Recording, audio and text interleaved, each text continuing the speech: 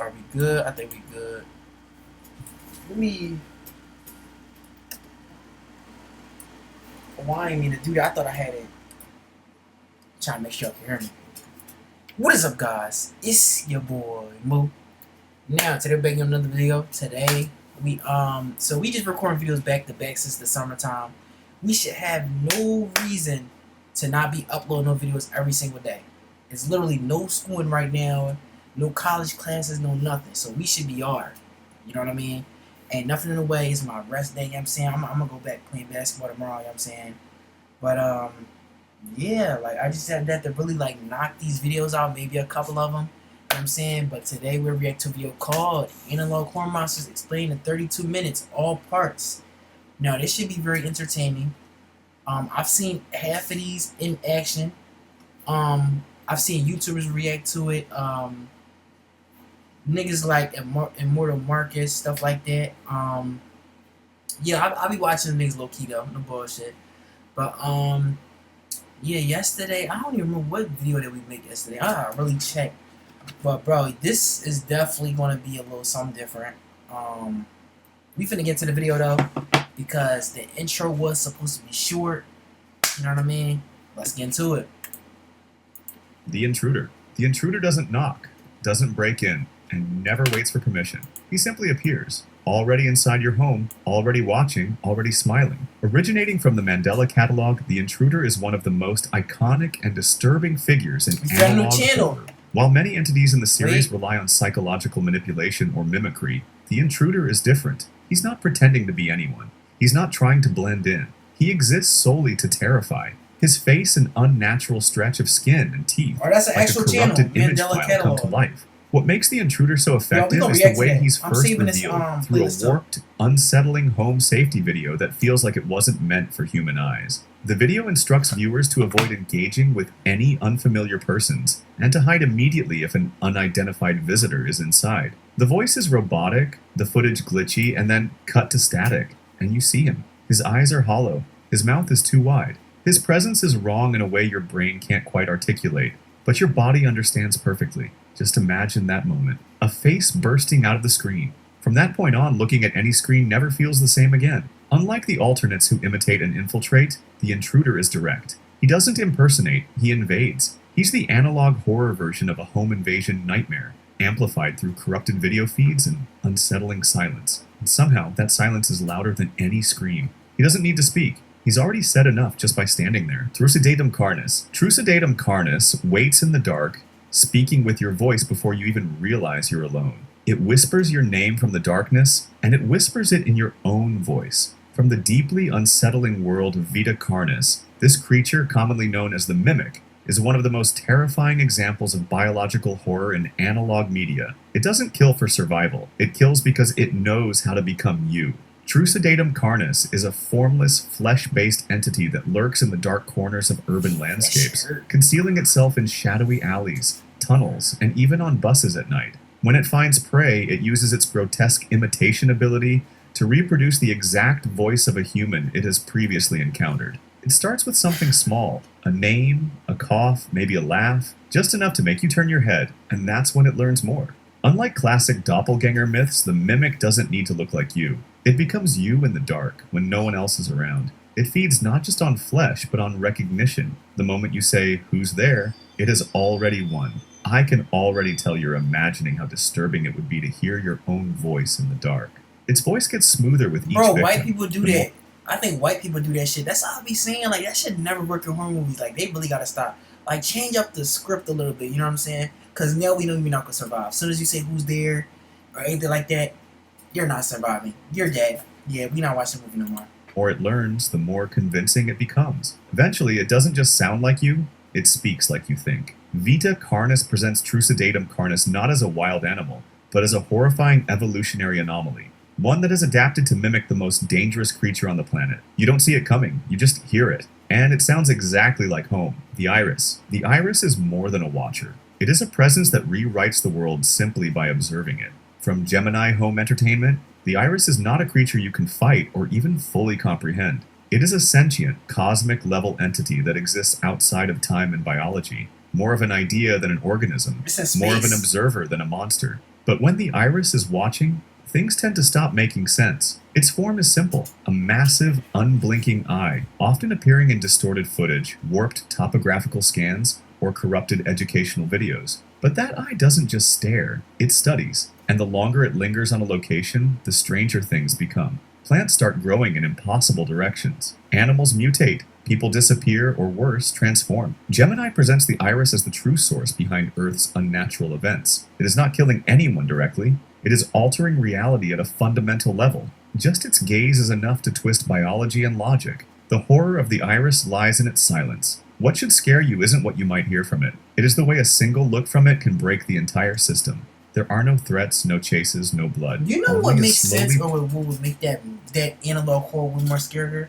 If they literally have something that translate into the word "eye of God." You know what I mean? Like, y'all know how I say it says it watches, and then stuff grows in impossible places and all that other stuff like that. What if the name just transfers to "Eye of God"? Just imagine that, how creepy that would be. I'm just saying, that's a cool analog horror idea, but building realization that you are being observed by something ancient, and that your world is becoming unfamiliar. It's not hostile. It doesn't need to be. You're not a target. You're an experiment, and it's still watching. The Boiled One. The Boiled One spreads not through touch or sound, but through the very act of being understood. Introduced in the Boiled One phenomenon, this entity doesn't rely on physical force. It's a spiritual infection, a creeping curse that travels through media. The Boiled One. I ain't gonna lie, we played a game on the channel before, and it hit like a lot of views. I'm about to go check on that video. But bro, that was the greatest gameplay we've ever had. I don't even think I finished the game, but like, yeah. It spreads like a virus embedded in a televised program, quietly waiting to be seen, to be understood. It's basically an information virus, and honestly, it is definitely sneakier than YouTube recommendations. Because once you understand it, it's already too late. What is it exactly? That's part of the horror. Some believe it is a fallen angel. Others call it a war-born demon, a remnant of ancient violence twisted into a shape that barely resembles flesh. Its body is swollen and blistered, as if burned by knowledge too dark to contain. Victims of the Boiled One don't simply die, they descend, mentally. The creature induces sleep paralysis, during which it whispers incomprehensible truths into the victim's mind. Communication becomes impossible except through Morse code. Isolation becomes total, and no one else can see it. It doesn't knock or scream. It infects through understanding. Watching the wrong tape, hearing the wrong message, or knowing too much is all it takes. The Boiled One doesn't want your body. It wants your consciousness, softened and silenced beneath the weight of something unspeakable. If you're still here, you've already tuned into this transmission. So, there is no escape. Subscribe. The Painter. The Painter smiles as you scream, because that's the exact shade of red she was missing. Known as Mona Lanius, the central figure of the Painter series, this entity is not a cosmic... Wait, that's an evil Mona Lisa? Oh, that's horror crazy. Or parasitic organism. She's a person, or rather she was. What makes her terrifying isn't what she is, it's what she became. Mona was once an artist, obsessed with capturing the essence of emotion in her work. But obsession rotted into madness, and madness demanded new materials. Paints weren't enough. Canvases weren't enough. I would date that. Like, can we see the figure, though? Like, can we see the figure? Like, I'm telling you, if it's... Just saying. I'm just saying, bro. So she turned to people. Victims of the Painter don't just disappear, they're transformed into her art. Their bodies become brushstrokes, their final moments forever locked into nightmarish murals. She creates with flesh and displays her work in hidden galleries that are never found until it's too late. Her recordings are polite, calm. She speaks with the tone of a thoughtful curator, but behind the voice is an eerie stillness, the kind of silence that screams. Is it? Mona doesn't chase. She invites. She smiles. She makes you feel like you're part of something bigger, until you realize you are the medium. In a world of monsters born from space and sound, the Painter is something worse. Human horror perfected. The moon. The moon in Local 58 isn't a light in the sky, it's a commandment written in orbit. In the world of Local 58, the moon isn't a silent observer in the night sky. It's a lure, a signal, a throne, a trap. For centuries, we've looked up at it for guidance, for wonder, for light, but in this reality, looking up is the last thing you should do. The moon's presence in Local 58 is never direct. It speaks through hijacked broadcasts, subliminal messages, and eerie public service announcements. One infamous message simply reads, "Do not look at the moon." And yet people do, because the real terror isn't in what it does, it's in how it makes you want to obey it. There are recordings of people walking outside in the middle of the night, eyes locked upward, emotionless. They don't respond. They don't speak. They simply walk toward the light, toward whatever is waiting. At one point, a dashboard camera captures a man driving through the woods at night. Screams echo in the distance. The moon hangs low above the treetops, glowing unnaturally. Then the feed cuts, and something breaks through. Not from the sky, but out of it. Local 58 never shows the moon attacking. It doesn't need to. It's worshipped by those who've seen it long enough. In this version of reality, the moon isn't a celestial body. It's an ancient invitation. They say you shouldn't look, but you just can't help yourself, can you? And each time you do, you're answering its call. Alternates. Alternates don't wear masks. They wear your face. Straight from the Mandela catalog, the alternates are reality's glitch. Entities that infiltrate our world by copying the people we trust. They don't just look like you, they don't just sound like you, they become a version of you that's just off enough to trigger something deep and primal. You know that's not them, but you don't know why. Alternates replace family members, friends, even public figures. One of the most infamous, alternate Cesar Torres, doesn't attack his friend Mark with brute force. He sends him a calm, desperate video message, pretending to be Caesar, asking for help. Mark goes to his house. That's all it takes. They don't chase, they don't scream, they convince. And once they're in your life, they don't just destroy you physically, they make sure you're the one who finishes the job. The horror of alternates isn't in their appearance, though that's disturbing enough. Elongated faces, hollow expressions, distorted digital voices. The real horror is what they leave behind. Silence, paranoia, and a world where you can't trust even the face in your mirror. You never see the moment they arrive. You only notice once it's too late, because they don't become you when they copy you. They become you the moment you believe them. Once you believe them, you're no longer the person you remember being. Jack Walton. Jack Walton was never found, but parts of him still smile on stage. In the Walton Files, Jack isn't just a missing person. Now, He's the tragedy. I ain't gonna lie, y'all. I fuck with these type videos right here. This one right here, I literally was trying to go through and look for those for you, the Walton File videos.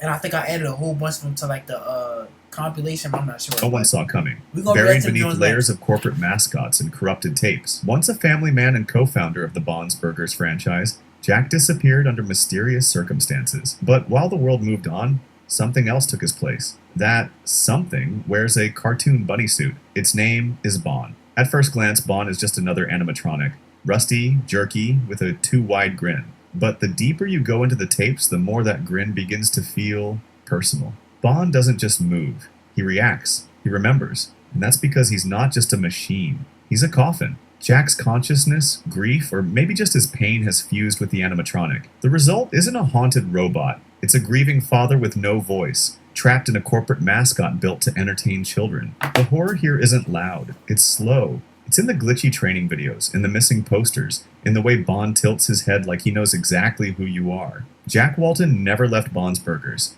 He just stopped being Jack. Honestly, I have to admit, just talking about some of these still creeps me out a little. Out of all the monsters we covered, which one got under your skin the most? Let us know in the comments, because if you don't, well, they might. If you made it all the way to the end, don't forget to like and subscribe. And hey, here's hoping I don't have any nightmares tonight. See you next time. The Locust. The Locust, also called the Thumper, is a terrifying creature that not only lingers on your screen, but also breaks through it. This tall creature with stick-thin arms and hollow eyes lurks inside flickering monitors and old television sets, waiting for the right opportunity to break into the world.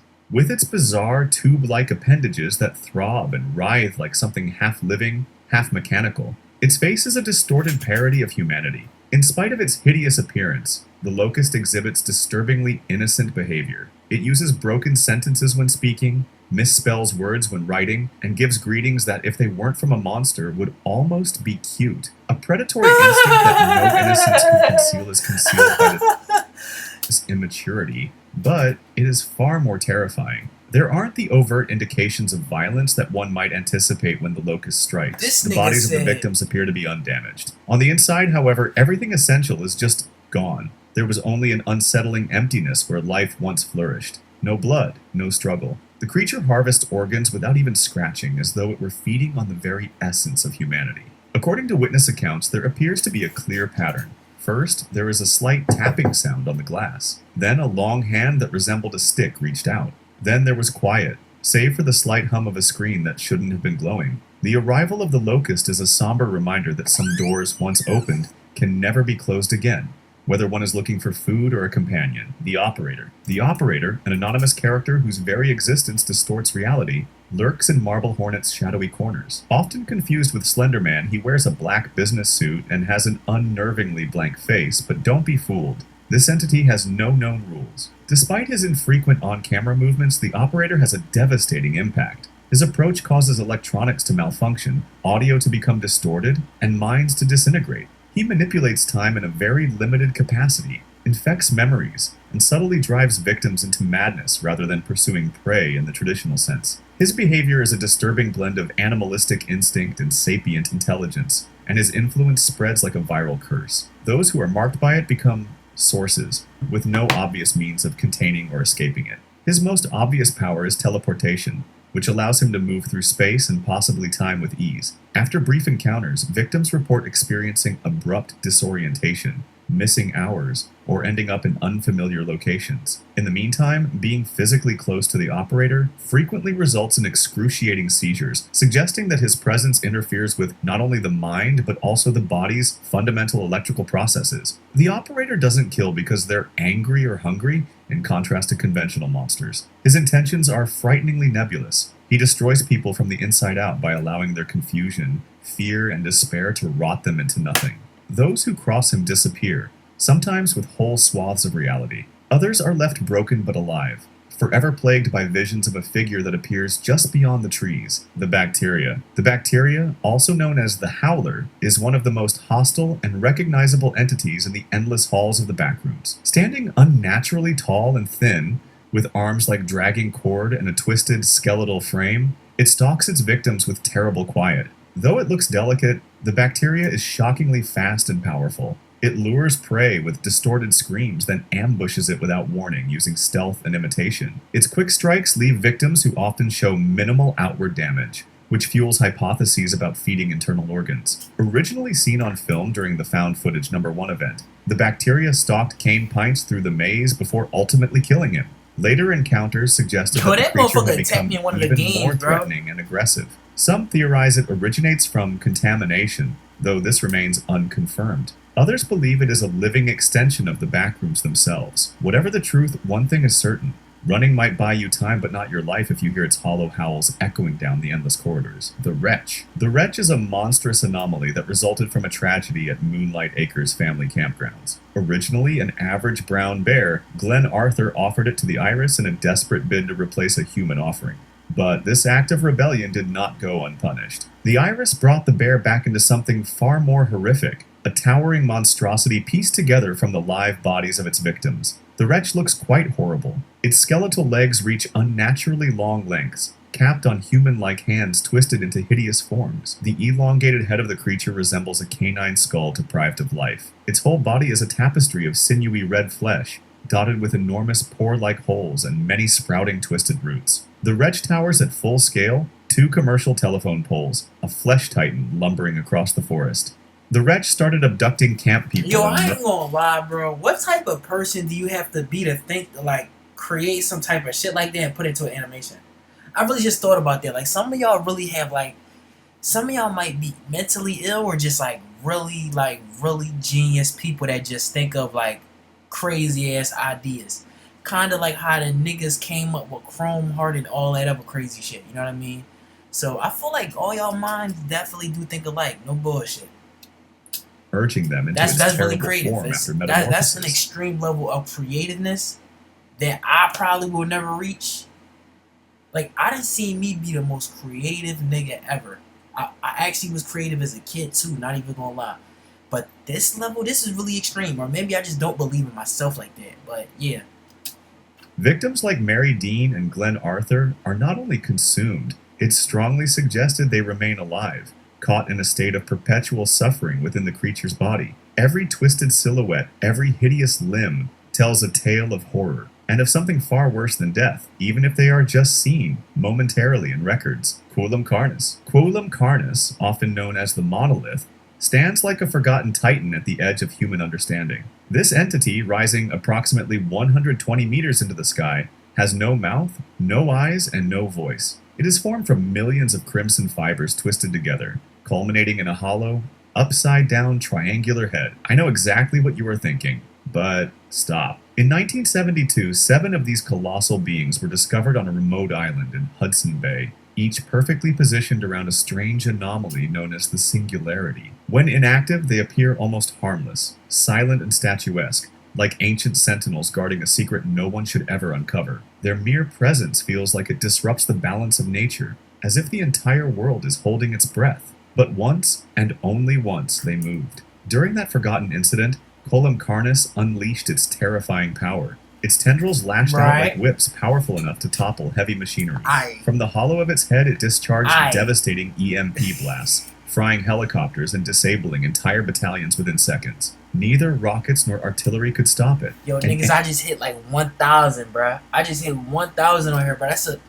Yo, we really going up, man. Damage it suffered regenerated within moments. In the end, against every instinct screaming otherwise, the monoliths retreated. They returned to their frozen watch, leaving behind only scorched landscapes and unanswered questions. Some mysteries are better left unsolved, and some islands better left unvisited. Needlemouse. Needlemouse, whose real name is Sarah Henderson, is the protagonist of the Needlemouse series, which was developed by Shut Up JoJo. Tragically killed during her lifetime, Sarah's soul got caught inside prototype Sonic the Hedgehog games and started down a dark road of retribution. Her anguish and resentment ate her over time, and it finally drove Sarah to start a vicious campaign against her former friends. Sarah is totally in charge in her digital sphere. She can even project her presence into reality when called for, and uses Sonic's legendary speed and strength, bending reality at will. Her terrible influence is enhanced by her horrible capacity to trap the souls of her victims within the cursed game disc. Driven first by treachery, Sarah's moral compass lost direction as she started to hunt innocent people.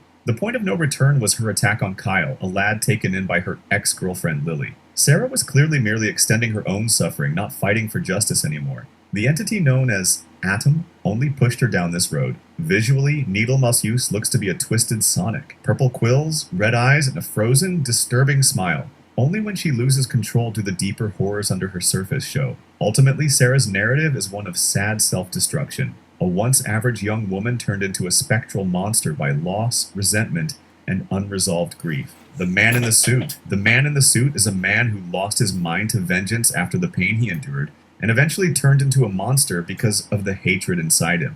After losing his entire family to the atomic bombings of Hiroshima and Nagasaki, he found work as a suit actor for the Godzilla movie. However, this job he found would eventually turn him into something obsessive and self-consuming. His obsession with the monster grew so much that he refused to take off the costume. Not during meals, not during breaks, not even outside the studio. He even insisted that he was Goji. He was no longer like a human being, and over time, man and monster merged into a single grotesque entity. He possessed unimaginable strength, razor-sharp claws, infectious bites, acidic boiling blood, and a regenerative ability so powerful that even a shotgun blast to the head could not stop him.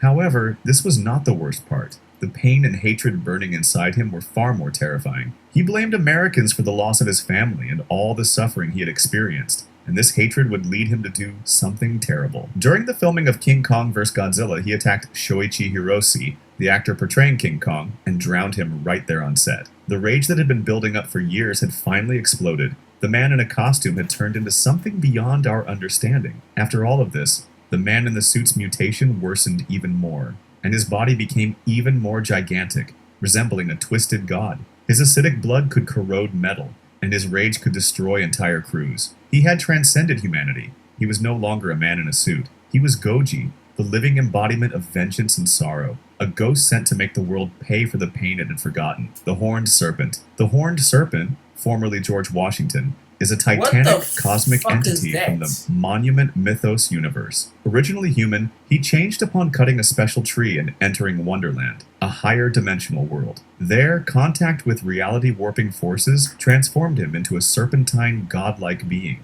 Blackened and lengthened, his body blurs the boundaries between dimensions as it stretches across the crust of Earth and beyond. Washington came back to the physical world following his metamorphosis and was imprisoned under the Statue of Liberty, under cover of government conspiracies. In spite of containment initiatives like Project Horned Serpent, he telepathically influenced events across centuries, subtly guiding major developments like the construction of the Suez Canal, and triggering catastrophic incidents such as the unification of 2003, which fractured the United States into different zones. The Horned Serpent causes great destruction, warps reality, and creates anomalies like the special trees and cornerfolk. Echoes of his influence linger across many worlds, even after the Great Division reshaped Earth into the Corner World. Fragments of the Serpent still have impact over fractured realities. Today, we talked about analog horror monsters. Most of the characters featured in this video were chosen based on your requests. As a channel, we are constantly working to move forward in every way. That's why your support is incredibly important to us. You can be sure that we carefully consider even the smallest piece of feedback you share. As for the video, which analog horror monster do you think was the scariest, and why? Wait, let's go back. We gotta see. Nah, I ain't gonna lie, the scariest one had to be, it gotta be this motherfucker. I'm not even gonna lie. It's either between this motherfucker or this motherfucker. Cause I played a game with this motherfucker in it, and this motherfucker, like, I ain't gonna lie, I was scared, bro. I was dead ass scared as fuck. I'm not even gonna hold you. Or, I'm not sure. I didn't really hear nothing about that for real, but. Video, which analog horror monster do you think was the scariest, and why? Let us know your thoughts in the comments. See you in the next video. Tinky Winky. Tinky Winky, the once friendly purple Teletubby with a triangle antenna and a love for handbags, takes a terrifying turn in the Slendytubbies series. Instead of playing and laughing, he becomes a monster after eating infected tubby custard. He's the first of his group to change and ends up brutally killing his friends, becoming the Tubby Terminator. At first, he looks just like the good old Tinky we all remember, still purple with a triangle antenna and a pale face, but once infected, he mutates. His body becomes bigger and stronger, especially his arms. At the same time, his face changes, showing sharp teeth and wild, freaky eyes. He chases players around, growing faster every time they collect custard. If you get too close or stare too long, he attacks. As the series progresses, he becomes even more dangerous, turning into a huge monster called Tinky Tank, who hits harder, moves faster, and can even shoot lightning. Tinky Winky might have started off handing out hugs, but now he has become a popular villain handing out trauma. He's more than just a spooky version of a childhood icon. He's a warning that even the softest characters can turn deadly. Just don't ever offer him custard. The Big Bad Wolf. The Big Bad Wolf is the main antagonist. Hey, bro. I watched the film with this antagonist in the Fairy Tales horror series. He is mentioned in Little Red Riding Hood and the Three Little Pigs. Before, he was a young man, and his home was set on fire by bullies, which made him both upset and sorrowful. Once he took out his revenge on the bullies, he agreed with a witch to become a wolf who enjoys giving people nightmares. The wolf appears as if a big gray wolf is wearing blue overalls. When he pretends to be kind, he looks almost adorable, much like your neighbor's suspiciously friendly dog. But in truth, he has sharp teeth, wild eyes, and long ears. After he fights, his injuries make him appear even more frightening. He appears kind to his victims, but he is actually very clever and cunning. He murders without regret and likes to frighten everyone around him. He fools Little Red Riding Hood and her grandmother before attacking both of them. The wolf's past tells why he became so cruel. His pain turned into anger and made him a total nightmare. Even after the last pig burned him to a crisp, his ghost continues to haunt others. The witch who helped him also plays a part in his story, and Gretel fights her to save her brother's soul. The Big Bad Wolf describes how pain and anger can turn even the fluffiest creatures into villains. His story shows how darkness can linger from deep hurt, even beyond death. Richard Nixon. Richard Nixon, also known as the Moon God, is a minor character in the horror series. Nixon, also known as the Moon God, is a minor character in the horror series The Monument Mythos, and the antagonist of its sequel series, The Nixonverse. Instead of resigning from the 37th U.S. presidency, This version of Nixon becomes a godlike being after surviving the destruction of his universe. Before things got strange, Nixon's story mostly followed real history until the 1968 election. Instead of running against Hubert Humphrey, he faces off with James Dean. But instead of a debate, Dean challenges Nixon to a car race. They become friends, race regularly, and Nixon admits Dean might make a better president. Even after Dean wins, their friendship remains strong. That is until February 22nd, 2022, when a disaster called the Great Division destroys their universe. Nixon somehow survives and gains superpowers. Unsure of how humans would react to him, he hides out on the moon. Seeing how poorly things go, Nixon decides humanity isn't ready for beings like him. He also starts having visions showing his creations losing their minds and turning dangerous, particularly one who becomes the Crescent King, a major threat. Nixon decides he'll stop him when the time comes. This is blasphemy, Nixon bro. What goes the fuck from being is this? less of a president to a powerful, godlike editor-in-chief of reality itself to save the future. What you mean creations, my nigga? This nigga is not God, bro. What the fuck are y'all talking about? Definitely not your average politician. Are y'all? Mr. Virtual. Mr. Virtual, also called Mr. V, is the creepy villain in Curse of the Crimson Phantom, a horror story about a cursed Virtual Boy game console. He looks like Mario who took a wrong turn into a nightmare, looking so tall and skinny with stretched limbs, a huge V-shaped grin, and one eye that wanders. He wears red overalls and a cap with a V, trying to look playful, but everything about him feels wrong and unsettling. He haunts users through the console, pulling them into a fake world to scare them senseless. I'm not playing PlayStation no more. more. He then borrows their bodies briefly like a creepy rental car until they quickly decay. Even outside of possession, he can flicker lights, move objects, and control the console like a ghost in a haunted house. Oh yeah, I'm never getting on the game again. Mr. V's story starts in a circus, where he was abused as a child. He later became a killer, marking his victims with a V. After being shot by a detective named Thomas Anderson at E3 in 1995, his soul latched onto a Virtual Boy, becoming Mr. Virtual, driven by revenge. One victim, Samantha, was fully possessed. Now he tricks players into using the console so he can return, but her body didn't last, and so the cycle repeats. Mr. V is scary not just because of what he does, but because he hides behind something that once brought joy, becoming a kind of internet legend. He doesn't chase you, he waits until you put the headset on, and by then, it might be too late. Verum Carnus. Verum Carnus, also known as the Singularity, is the last and most mysterious member of the Carnus species. Unlike the other Carnus creatures, the Singularity is a floating black sphere about 1 meter wide. Though it shows no aggression, the Singularity is highly intelligent. It sends encrypted radio signals picked up by smaller Carnus creatures called trimmings, allowing it to control others from a distance because apparently it's too cool to use words. The most well-known Singularity was found in Hudson Bay, surrounded by 7 monoliths that were gathered by a cult at Facility Zero for a mysterious ritual, and was interrupted by carcass agents. To some, the Singularity is a god of evolution, while to others it's a dangerous signal of what's to come. What makes it truly frightening is not what it does, but what it might become if left unchecked. Either way, if your radio starts whispering to you about flesh, maybe just turn it off and walk away slowly. No, I thought that shit was what you mean. The Air Force One Angel, also known as the Angel, is a mysterious and powerful figure from the Monument mythos. It began as 17 brave men who were vaporized during the Great War while using a super-strong laser weapon. Instead of dying, they transformed into a glowing, ghost-like being, seeking revenge on President John D. Rockefeller, whom they blamed for their fate. The Angel appears as a tall, translucent figure of light with no clear face and long, thin limbs. After Air Force One was shot down, it reappeared in a larger, damaged form, and later merged with other beings into a strange, pink glowing monster with enough arms and wings to start its own rock band. It has many powers, such as flying fast, shooting energy beams that can melt steel, and passing through solid objects, and it doesn't need food or rest.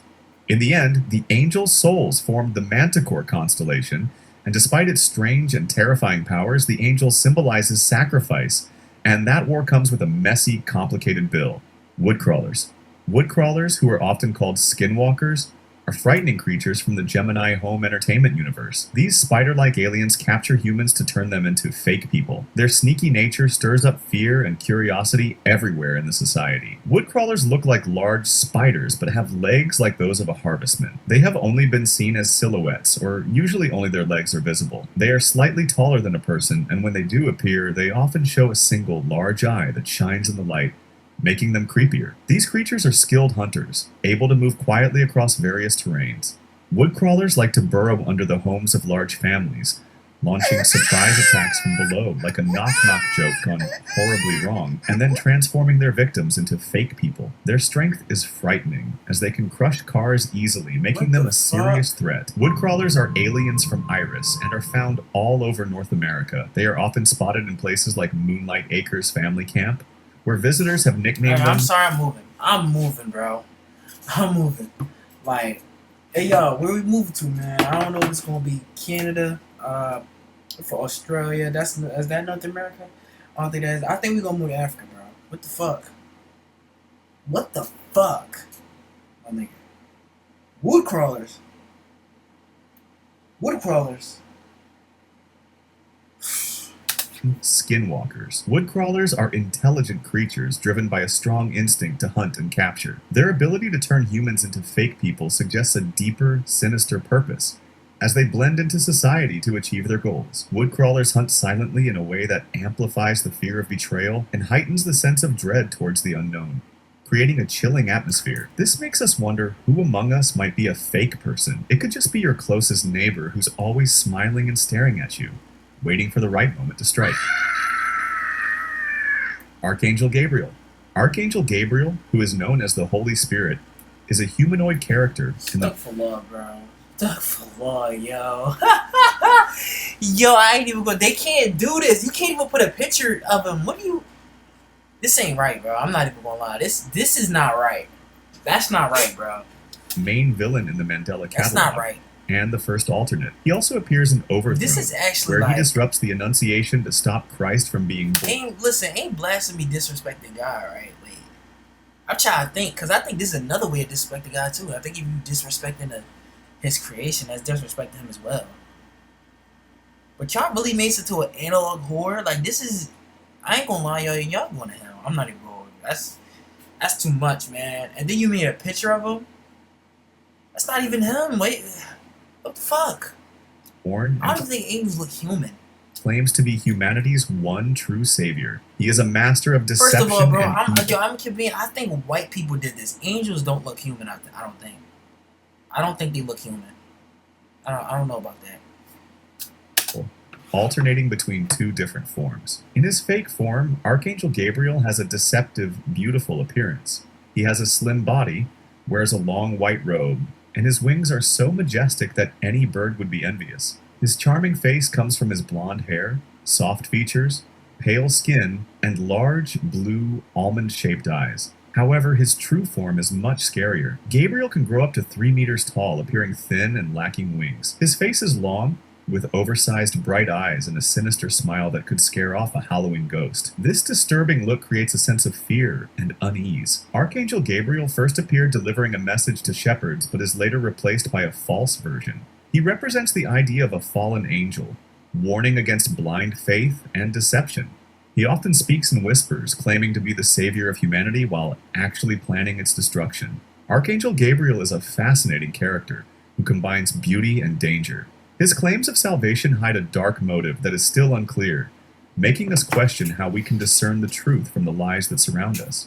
Perhaps sometimes the greatest threats were the kindest faces. Today I brought you another analog horror monsters video. Honestly, I don't think we'll ever see the end of these creatures.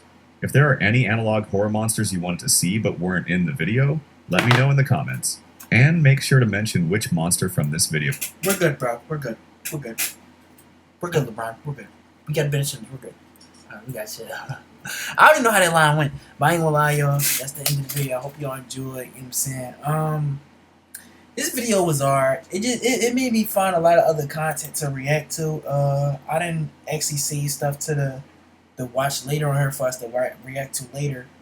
But yeah, although this is a very good video, you know what I'm saying? I hope y'all enjoyed it too, you know what I'm saying? I ain't gonna lie, y'all be safe out there. I'm about to come up with a double upload today, probably.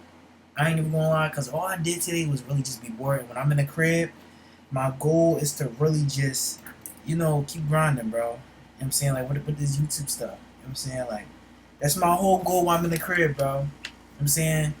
We going to focus on Hoop Dreams, but we also going to focus on YouTube. We need a plan A and a plan B. You know what I'm saying? So, yeah, we going to make either one of them. So we ain't gonna put all our, look, I'm gonna tell you this, never put your eggs in one never put all your eggs in one basket, bro. Never. You need, like, listen, sometimes I'm gonna say, you need to put them in as many baskets as you can carry. You know what I'm saying? That would be like if, and what I mean is as many baskets as you carry, I really mean anywhere where the eggs fit at, you could put them at. And you take that shit with you. You know what I'm saying?